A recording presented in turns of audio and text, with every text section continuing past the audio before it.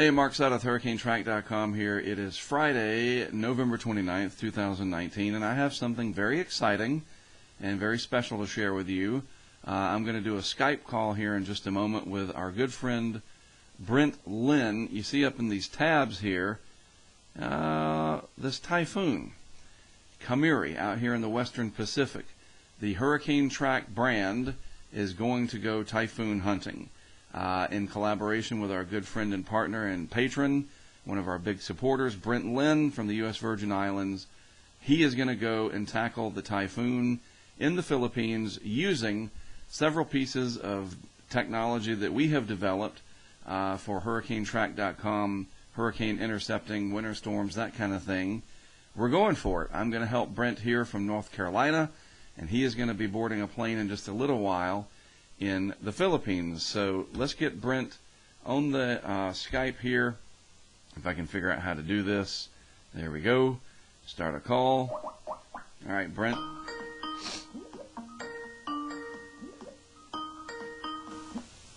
There he is. All right. Good morning, Brent. Yeah, I forgot. I just bought these. I could hear it ringing. I forgot I had them in. So here we are. There's Brent. He is in JFK Airport, and Brent's from the Virgin Islands, and so any cold weather up there in New York is no bueno for Brent. How you doing up there, Brent? All right. It's warm in the airport. Yeah, that's good. Warm inside. Stay inside. So you're going to be going to the Philippines. Is everything you're taking with you carry-on? Yeah, I fit everything in a backpack and a little roll cart. Little backpack thing. Very nice. So amazingly, and my clothes. Right. So you're going to be taking. This will be the first time that HurricaneTrack brand, the HurricaneTrack.com brand, has tackled a typhoon. What are you taking with you, and what do you hope to accomplish besides staying alive? I've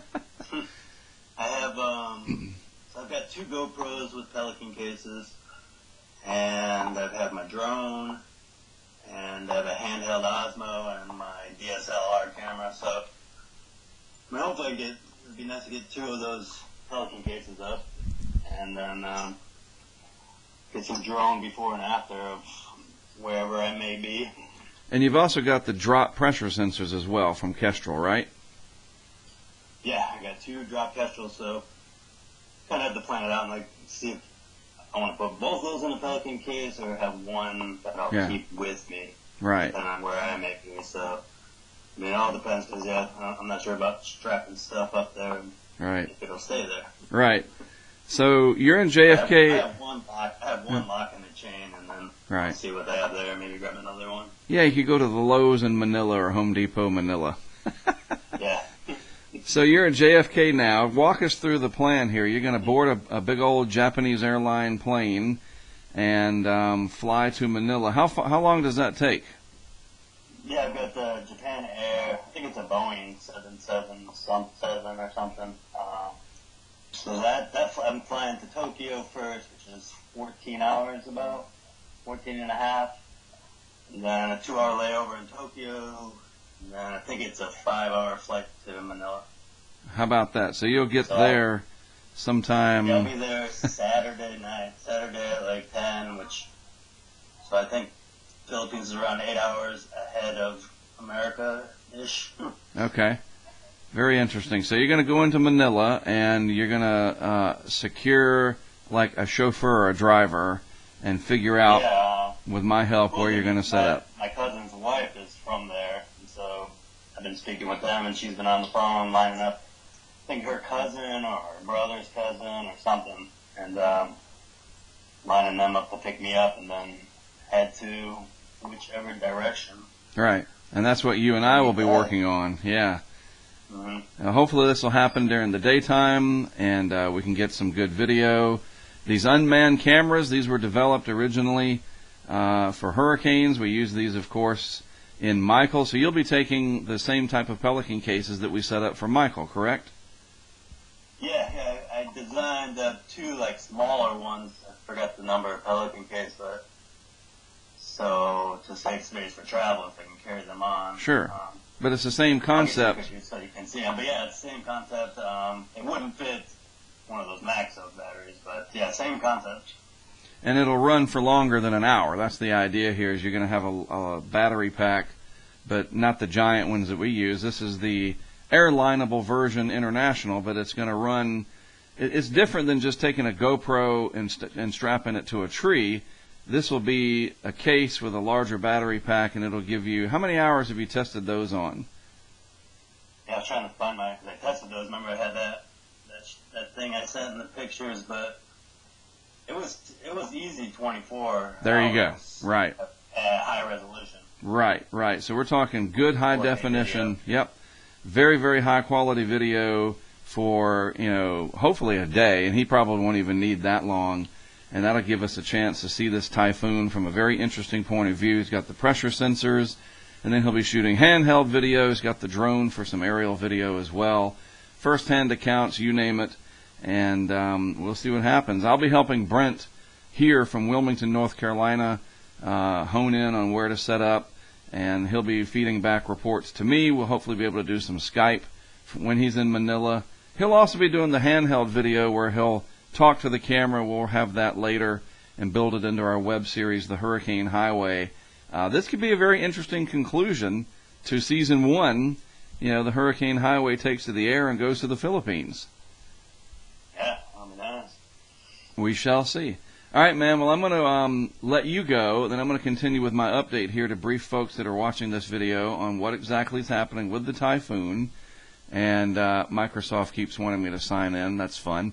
And I'll be in touch with you. So I appreciate the Skype, folks. This is Brent Lynn. You know him from the 2018 Tracking the Hurricanes documentary. And there he is in person wearing the skull cap, getting ready to fly out to the Philippines. Long way to go. So we'll be touching base with Brent later. You'll see more of him as the days progress. Brent, thanks. We wish you luck. We'll be in touch, buddy. All right, Mark. Thanks. Cheers. Adios. All right, bye. Ciao. All right.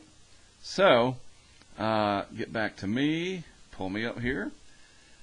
That was Brent. Hopefully all of this recorded. I guess I'll know when I'm done and I go to the playback. So, yes, Brent is going to go to the Philippines, and we're going to cover this typhoon together. I will help him. Here it is on the wide shot here, the only cyclone on the globe right now, Typhoon Kammuri. And it'll get a different name once it moves into the Philippines area of responsibility. I'll talk about that more later as well. Got to make sure I know the pronunciation. But this is the latest infrared channel 4 loop, as it's called. It's the unenhanced infrared. It's kind of like your black and white infrared shot. And the typhoon is currently somewhat disheveled, as you can see over here in this loop. But it is forecast by the global models to intensify. And when you see him moving on that due west kind of track there, we know this from Atlantic hurricanes, that due west track south of a building ridge, they do typically intensify. And the Philippine Sea out here between the typhoon currently and the Philippines proper there to the west is notorious. That is very, very high upper ocean heat content there. Very notorious for strong typhoons. You remember Super Typhoon Haiyan back in 2013. Of course we do. Tacloban City and vicinity, a very, very historic typhoon. This hopefully does not approach anywhere near that intensity. But as for the area of Manila in the Philippines, that's a big population center, and Manila is located right up in here along the east side of this bay. We'll take a closer look at it in a moment on Google Earth view. But this could come fairly close to that location. This is the Japanese JMA plot of the typhoon and its potential track area over the next several days. So this is the equivalent of watching a very powerful hurricane like Dorian or something coming close to something like Miami as an example. A very big population area, Miami, West Palm Beach, Fort Lauderdale. We remember that back in late August, early September, how unnerving that was. People in the Philippines, they are used to typhoons, but it doesn't make it pleasant. And so, just because you're used to something doesn't mean that it becomes easier. Philippines, a big target for these. Manila, a big population area. And we'll be watching this very closely for obvious reasons. All right, so looking at the Google Maps here, if I can get this pulled up. This is the area that we're talking about in the Philippines. And the typhoon currently located well over here. headed in this general direction over the next several days. And as we zoom in and take a look at where Manila is located, the track could bring the core of the typhoon somewhere across this area right through here, the core of it. Any deviation to the north and it goes right over this big metropolitan area. And just to give you an idea of how many people live there, the beauty of Google, I mean, check it out. That's a pretty big footprint of a modern city here located in this beautiful part of the world on the east side of Manila Bay, right in Typhoon Alley. It's got a big lake off to the east. There are mountains over there. You know, it's rugged terrain. It's beautiful. Some of it's very tropical rainforest type terrain. But then out to the east, you do have these beaches that are over here that are just incredible, very similar to what we would expect along portions of the Gulf Coast of the United States, etc. But, you know, or maybe even Pacific Mexico in some locations. It just everywhere is different around the world, and so this is going to be challenging. But I think we have an opportunity here with what Brent's bringing with him to study this, collect data, film it, you name it, document it, and it presents a very interesting situation for the HurricaneTrack brand. So we're excited for Brent to be able to do this. So over the next couple of days, I'll be helping him here remotely from North Carolina. I'll dial him in whenever I can. Again, he's going to use his iPhone and do those kind of, hey, this is Brent here, and I'm in Manila. You know, he'll be doing those point of view shots, first-hand reports of what's going on, feed those to me, document what he can, and we will incorporate that into our upcoming web series called The Hurricane Highway that's coming to Patreon in January, and I'll also post some stuff on Twitter. The pressure data that he collects from those 2 Kestrel units, I'll bring one of those in. I don't have one close by. I've got my shelf over there of all of my gear, and I don't see one where I can just grab it, so we'll grab one for another update. It's a little, looks like a little teardrop, and it's from Kestrel, and they measure temperature, humidity, and air pressure, I do believe. And the pressure is the most important part, temperature too, but we want to get that air pressure. This typhoon could become pretty strong, and gathering that air pressure will be very important. So there you go. That's the major announcement. Very excited about this. Brent is kind of nervous. He's never done this before in this part of the world. He has been through hurricanes, Irma in 2017 in the U.S. Virgin Islands, and, of course, Hurricane Michael with me in 2018 in Panama City. And then, of course, the whole saga of what we did in Mexico Beach with recording that incredible eye wall footage and the storm surge, using that unmanned camera technology that he will be deploying in the Philippines for this typhoon. All right?